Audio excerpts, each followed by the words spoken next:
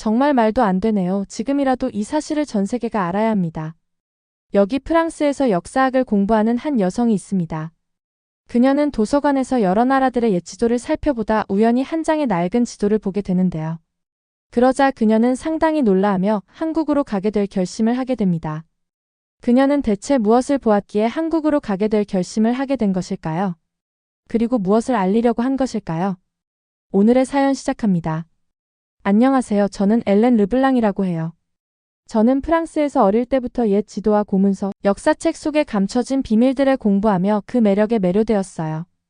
아버지의 소장품 중 동아시아 지도를 처음 봤을 때의 기억이 아직도 선명해요. 그 지도 위에 그려진 선들과 이름, 그리고 신비로운 기호들이 제 상상력을 가득 채웠어요. 내가 모르는 것이 너무 많구나, 라는 생각이 들었어요. 그때 느낀 호기심이 점차 열정으로 자라나 과거의 비밀을 탐구하는 역사학자가 되기로 결심하게 되었어요. 수년 동안 저는 동아시아의 역사를 집중해서 연구해왔어요. 도서관에서 밤늦게까지 머물며 지도들을 꼼꼼히 살피고 오래된 문서들을 읽었어요.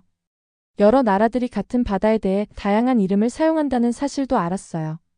그러다 우연히 낡은 지도책을 한 장 한 장 넘기던 중 한 가지 흥미로운 점을 발견했어요.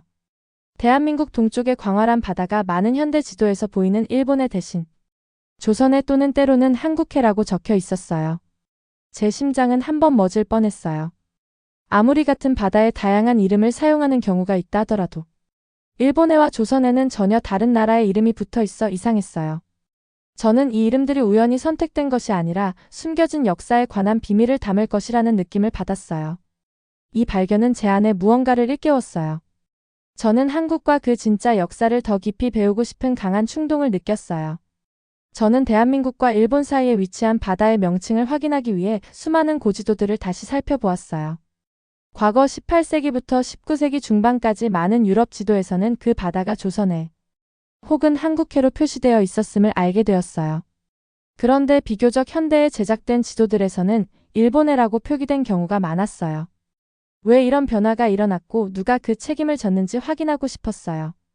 연구를 진행하면서 역사는 단순히 사실만 있는 것이 아니라 사람들이 그 사실들을 어떻게 해석하느냐에 따라 달라진다는 것을 깨달았어요. 많은 영향력 있는 학자와 전문가들이 바다의 명칭이 바뀐 이유는 간단하다고 말해줬어요. 한국이 일본에 비해 강력하지 못했기 때문이라고 했어요.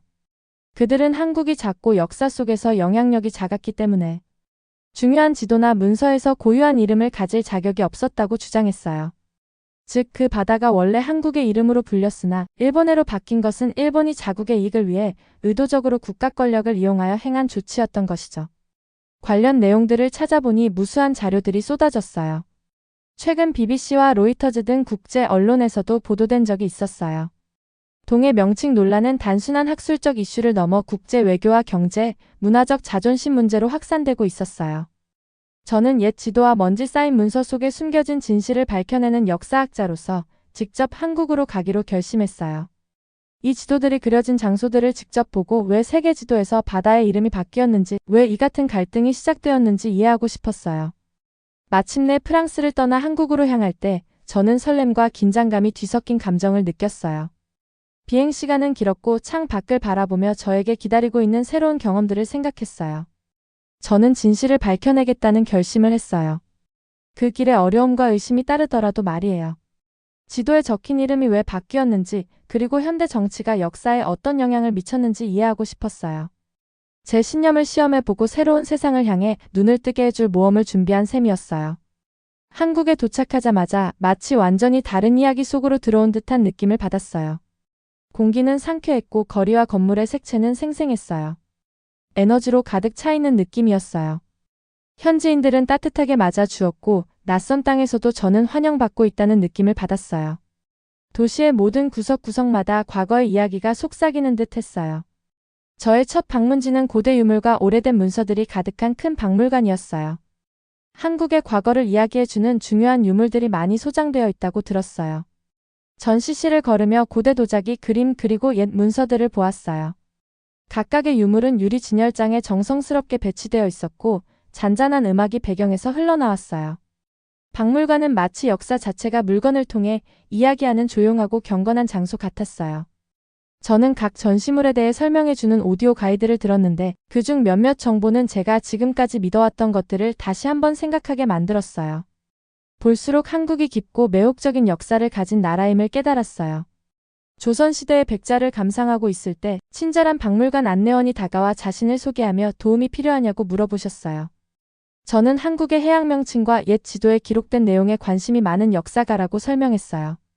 그러자 안내원께서는 따뜻한 미소로 한국에는 오래된 지도와 이름 이상의 것이 있습니다.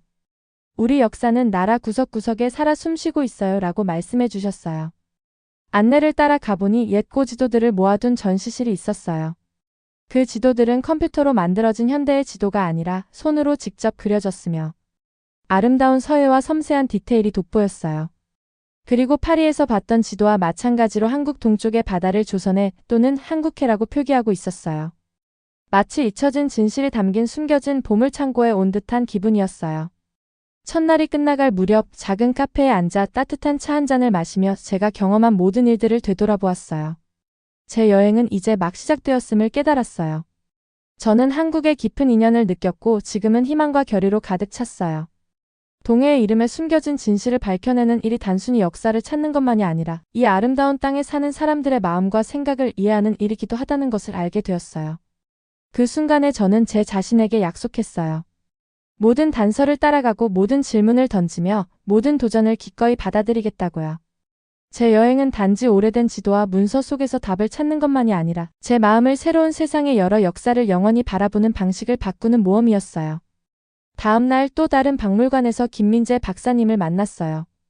박사님은 해양과 역사를 아우르는 깊은 지식을 가진 해양과학자이자 역사가이셨어요. 박사님은 따뜻한 미소와 환영의 악수로 인사해 주셨어요. 저희는 함께 자리를 잡고 앉아 대화를 나누기 시작했어요. 제가 옛 지도에 흥미를 보이자 박사님께서 다가오시며 전통 이름들을 눈여겨보셨네요. 이 이름들은 우리 역사에서 매우 중요한 의미를 가지고 있답니다. 라고 말씀해 주셨어요. 그 말씀 덕분에 저는 한층 더 환영받는 기분과 함께 더 많은 것을 배우고 싶은 마음이 생겼어요. 박물관을 함께 걸으며 박사님께서는 여러 전시물 뒤에 숨은 의미를 차근차근 설명해 주셨어요. 고대 한국에 관한 이야기, 한때 이 바다를 항해했던 용감한 선원들의 이야기, 그리고 바다의 이름이 세대를 거쳐 전해 내려온 이야기를 들려주셨어요. 박사님께서 한 말씀 한 말씀 하실 때마다 저는 분주한 항구와 활기찬 시장, 그리고 옛 해안에서 파도가 부딪히는 소리가 생생하게 떠올라 큰 경이로움을 느꼈어요. 가장 기억에 남는 순간 중 하나는 오래된 문서와 편지들이 크게 전시된 곳에 다다랐을 때였어요. 그 문서들은 아름답고 유려한 한글 서체로 쓰여 있었고 한자 한자 정성스레 기록된 것이 느껴졌어요. 김민재 박사님께서는 이 문서들이 해상 무역과 탐험의 기록이라고 설명해 주셨어요. 이 문서들을 통해 한국 사람들이 언제나 자신의 유산에 자부심을 가지고 전통적인 바다의 이름을 사용해 왔다는 사실을 알게 되었어요. 현대 정치가 지도 그리기에 영향을 주기 전부터 이 이름들이 수세기 동안 사용되어 왔다는 사실에 저는 감탄했어요. 박물관 관람이 끝나고 김민재 박사님께서는 인근의 역사 기록 보관소를 방문해 보자고 제안해 주셨어요. 그곳은 고대 문서, 기록, 희귀 서적들이 소장된 특별한 도서관이었어요. 높은 천장과 걸을 때마다 삐걱거리는 나무 선반들이 인상적이었어요. 저는 마치 과거의 시간 속으로 되돌아간 듯한 느낌을 받았어요. 김 박사님께서는 역사로 가득 찬 좁은 복도를 조심스럽게 안내해 주셨어요. 한적한 방 안에서는 한국의 풍부한 전통을 상세히 기록한 해상 기록 모음을 발견했어요. 항해 일지, 선원들 사이에 주고받은 편지, 그리고 오래된 배의 스케치 등이 있었어요. 저는 기록 보관소의 긴 나무 테이블에 앉아 손에 들린 연약한 종이 한 조각에서 역사의 무게를 느꼈던 기억이 아직도 생생해요. 그 종이는 수백 년 전 한 상인이 쓴 편지였는데 바다와 그 바다가 그의 삶에 얼마나 중요한지에 대해 서술되어 있었어요. 그 외에도 보관소에 있는 수많은 기록들을 확인했어요. 그리고 기록들을 통해 동해가 과거부터 계속 조선의 영해였다는 사실을 알 수 있었어요. 일본해가 아니라는 것을 증명할 명백한 자료들이었죠. 이를 통해 저는 진실을 보존하는 것이 얼마나 중요한지 절실히 느꼈어요. 저는 그 기록들이 단순한 종이 한 조각이 아니라 역사의 한 조각, 과거가 자신의 진실을 들려주고 있는 목소리라는 생각이 들었어요. 저는 이 진실을 모두에게, 특히 진짜 이야기를 모르는 사람들에게 전해야겠다는 강한 의지를 느꼈어요. 저는 다시 김민재 박사님과 이야기를 나누기 시작했어요. 한적한 작은 카페에서 따뜻한 차 한 잔을 마시며 지금까지 제가 발견한 사실들에 대해 이야기했어요. 김 박사님, 오래된 문서들에서 확인되는 증거가 아주 분명해요. 이 바다는 수백 년 동안 전통적인 이름으로 불려왔잖아요. 그런데 왜 이름이 바뀌게 된 걸까요? 라고 물었어요. 그러자 김민재 박사님께서 몸을 앞으로 기울이며 엘렌 씨 여러 가지 힘들이 작용했어요. 역사는 승자의 기록이라는 말이 있잖아요. 때로는 정치와 권력이 역사가 기억되는 방식을 바꾸기도 하죠.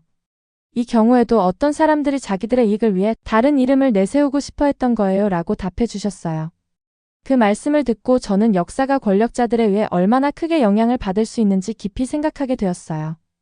박물관과 기록 보관소를 방문한 후 저는 바다 이름의 미스터리를 더 깊이 파고들어야겠다고 생각했어요.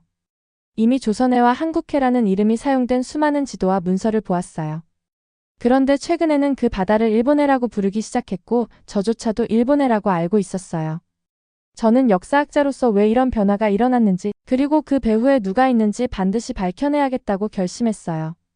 더 많은 증거를 모으면서 저는 마치 거대한 퍼즐의 조각들을 하나하나 맞춰 나가는 기분이 들었어요. 유럽에서 20세기 이전에 만들어진 거의 모든 오래된 지도들이 조선해나 한국해라는 이름을 사용하고 있다는 사실을 발견했어요. 이는 전 세계적으로 이 이름들이 얼마나 오래 받아들여져 왔는지를 보여주는 강력한 단서였어요. 그럼에도 불구하고 새 이름을 내세우려는 움직임이 점점 강해지고 있었어요. 이는 역사적 사실이 아닌 몇몇 영향력 있는 사람들의 정치적 결정에 따른 변화임이 분명했어요. 이는 지도나 단어에 관한 문제가 아니라 국가의 자부심과 정체성에 영향을 미치는 정치적 싸움이라는 사실을 깨달았어요. 더 많은 증거를 모으기 위해 저는 기록 보관소와 도서관에서 긴 시간을 보냈어요. 수백 장의 문서를 하나하나 천천히 읽으면서 세부 사항들을 꼼꼼히 적어두었어요. 저는 제 연구 결과를 더 많은 사람들과 공유할 때가 되었다고 결심했어요. 김민재 박사님의 격려를 받아 지역 커뮤니티 센터에서 작은 세미나를 조직했어요. 학생들, 지역 역사학자들, 그리고 호기심 많은 시민들을 초대해 저의 연구 결과를 들려드렸어요. 저는 무대 앞에 서서 긴장과 설렘이 뒤섞인 감정으로 이야기를 시작했어요. 오늘은 우리 바다의 진짜 이야기를 여러분께 전해드리고 싶어요. 너무 오랫동안 숨겨져 있던 이야기예요 라고 말문을 열었어요. 저는 저의 이번 여정이 프랑스에서 시작되었다는 것, 그리고 그곳에서 오래된 유럽 지도들이 대한민국 바다를 조선해나 한국해로 표기하고 있다는 사실을 처음 발견했음을 설명했어요. 그 발견이 저를 여기 한국으로 이끌어 이 이름들 뒤에 숨겨진 진짜 이야기를 알아가게 만들었다고 말씀드렸어요. 그 후 저는 지도들을 보여드렸어요. 기록 보관소에서 찾은 크고 손으로 그린 지도를 들고 지도에 적힌 전통적인 이름들을 가리키며 이 지도는 오래전에 그려진 지도예요. 수세기 동안 우리 바다가 전통적인 이름으로 불려왔음을 보여주고 있답니다. 라고 설명했어요. 방안을 둘러보니 많은 분들이 고개를 끄덕이며 집중하는 모습이 보였어요. 사람들은 귀를 기울여 들었어요. 몇몇 분들은 왜 권력자들이 역사를 바꿀 수 있는지에 대해 질문을 하셨고, 저는 권력을 가진 사람들이 자기 이익을 위해 역사를 재구성하려 한다고 설명했어요. 마치 퍼즐의 조각들을 다시 배열하는 것과 같아요. 그림은 달라 보일 수 있지만 원래의 조각들은 여전히 진실을 담고 있죠 라고 말씀드렸어요. 그 간단한 말들이 강한 메시지를 전해 주었어요.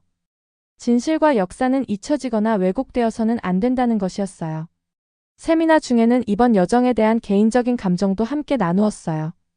처음에 호기심이 점차 한국의 깊은 역사와 풍부한 전통에 대한 감탄으로 바뀌어갔던 과정을 말씀드렸어요. 정성과 존경을 담아 만들어진 문서와 오래된 지도의 중요성에 대해서도 이야기했어요. 모든 증거들이 저를 더욱 진실을 밝히고 보호하려는 결심으로 이끌어 주었어요. 세미나가 끝난 후 여러분들이 다가와 주셔서 역사의 생명을 불어넣어 주신 제 작업에 감사의 말씀을 전해 주었어요.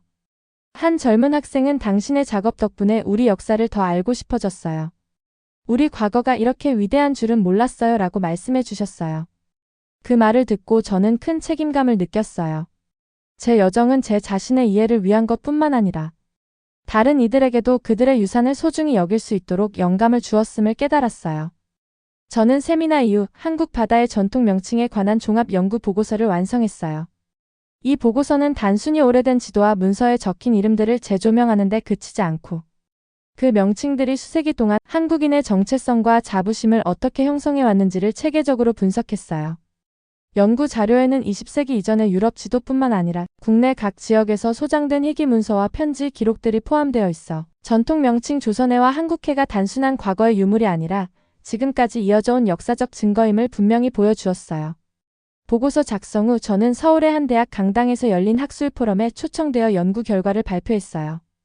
그 자리에는 국내외 역사 전문가, 학자, 언론인 등이 모여 있었으며 저는 다양한 증거 자료를 바탕으로 전통 명칭의 역사적 의미와 그 변화의 배경, 그리고 정치와 권력이 역사 왜곡에 미친 영향을 상세히 설명했어요. 이와 같이 제 연구는 단순한 학문적 호기심을 넘어 사회 전반의 문화적 자긍심과 역사적 진실을 되새기게 하는 큰 반향을 일으켰어요. 학술 포럼 후 여러 매체와 인터뷰를 통해 연구 결과가 소개되면서 한국 국민들 사이에서도 전통 명칭과 관련된 관심이 증대되었고 일부 지방 정부에서는 전통 문화 보존 정책에 제 연구 결과를 반영하는 움직임까지 나타났어요.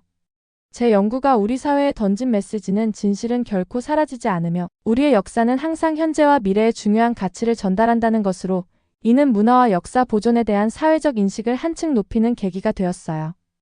여러 방송과 신문 인터뷰에서 저는 한국해라는 전통 명칭이 단순한 과거의 유물이 아니라 오늘날 국가 정체성과 문화 정책에 중대한 영향을 미치는 상징적 요소임을 강조했어요. 일부 정치인과 문화평론가들은 전통 명칭의 재조명을 계기로 국내 역사 교육 및 문화 보존 정책의 재정비를 촉구했어요. 그리고 정부와 시민단체에서는 일본이 정부 차원으로 일본해로 명칭을 변경하고자 하는 움직임을 제재하기 위한 움직임이 활발하게 일어났어요. 결과적으로 제 연구가 던진 진실은 언제나 살아남는다는 메시지는 단순한 학술적 논의를 넘어 사회 전반에 걸쳐 큰 반향을 일으켰어요. 한국인들은 이제 단순히 역사를 외우는 것이 아니라 그 안에 담긴 의미와 가치를 재발견하며 그 가치를 지키고자 하는 움직임을 보이고 있었어요. 이러한 새로운 인식의 물결은 우리 사회가 과거와 현재를 조화롭게 연결하고 문화와 정체성을 바탕으로 한 지속 가능한 발전을 이루어 나가는데 중요한 역할을 할 것으로 기대하고 있어요. 동해 문제를 깊이 파고들수록 저는 정치가 이름을 바꾸고 사람들이 역사를 바라보는 방식을 어떻게 바꿀 수 있는지 더욱 잘 이해하게 되었어요. 이는 단순한 학문적 문제가 아니라 국가의 자부심과 문화 정체성에 영향을 미치는 현실적인 문제였어요. 진실을 밝힌다는 것은 때로는 강력한 이념, 심지어는 강력한 사람들에 도전하는 일이기도 했지만 저는 진실이 제 편이라는 사실에 큰 힘을 얻었어요. 새로운 문서와 오래된 지도 하나하나가 아무리 강력한 변화의 힘에도 살아남는다는 것을 다시 한번 증명해 주었어요. 마치 탐정처럼 과거의 단서를 모으고 도전이 가득한 여정이었지만 과거의 역사를 지켜낸다는 믿음의 보람을 느꼈어요. 수세기 동안 쌓아온 문화 역사 그리고 자부심을 보존하는 일이었으니까요. 저는 앞으로도 계속 진실을 밝혀내고 전하겠다고 스스로 약속했어요. 이 뜻밖의 도전과 놀라운 발견들로 가득 찬 여정은 바다의 진짜 이야기를 위한 싸움이었고 그 이야기는 그대로 전해져야 마땅하다는 믿음을 가지게 되었어요. 오늘의 경험이 앞으로 나아갈 힘과 희망을 주었어요. 저는 대한민국 동해바다의 진짜 이야기를 전할 수 있었고 다른 분들 또한 새로운 시각으로 역사를 바라보게 되었음을 느꼈어요. 앞으로도 계속 진실을 밝혀내고 모은 이야기들을 나누며 그 진실이 빛을 발할 수 있도록 노력할 것을 스스로 다짐했어요. 저는 한국에서의 소중한 경험과 배움을 마음에 품고 본국으로 돌아갔어요. 비행기에서 내리자마자 저는 한국해와 일본해에 대한 놀라운 진실에 대해 이야기하고 싶었어요. 본국에서 저는 먼저 작은 모임을 열어 그 속에 담긴 진실을 사람들에게 전하기로 했어요. 모임에서는 제가 한국에서 직접 본 오래된 지도와 문서들, 그리고 한국인들의 열정 어린 이야기를 하나하나 소개했어요. 한국은 단순히 옛 이름만 바뀐 나라가 아니라 수세기 동안 자부심과 전통을 지켜온 나라예요 라고 말하며 한국 바다의 전통적 이름 조선해와 한국해가 어떻게 역사의 증거로 남아있는지 그리고 그것이 현대 정치와 문화에 어떤 영향을 미쳤는지를 생생하게 전달했어요. 사람들은 제가 들려드린 이야기에 귀를 기울이며 한국의 역사와 문화에 대해 새롭게 깨닫게 되었어요. 한 청년은 한국에 대해 전혀 몰랐는데 이렇게 직접 경험한 이야기를 들으니 정말 감동적이에요 라고 말해주셨고 한 중년분은 우리도 이제 한국의 진실된 모습을 알아가야겠어요 라고 동의해 주셨어요. 또한 저는 SNS와 블로그를 통해 사진과 기록들을 공유하며 한국의 거리, 박물관, 기록 보관소에서 만난 사람들의 따뜻한 미소와 역사의 한 조각들을 소개했어요. 한국은 과거와 현재가 조화를 이루며 우리 모두가 자랑스럽게 생각해야 할 역사와 문화를 지니고 있어요 라는 메시지를 전하며 한국의 아름다움이 널리 알려지도록 노력했어요. 이렇게 저는 본국에서 한국에 대해 그리고 한국에 통해 한국해를 알리는 작업을 계속해 나가고 있어요. 앞으로도 한국에서 만난 진실과 아름다움, 그리고 그 속에 담긴 사람들의 열정을 잊지 않고 더욱 많은 이들과 함께 나누며 과거의 역사를 이해하고 존중하는 다리가 되고자 노력할 거예요. 오늘의 사연 재미있게 보셨나요? 영상을 보신 후 여러분들의 생각과 감정에 대해 댓글로 남겨주세요.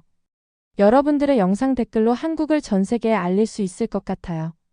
마지막으로 여러분들의 구독과 좋아요, 알림 설정은 영상 제작에 큰 힘이 됩니다.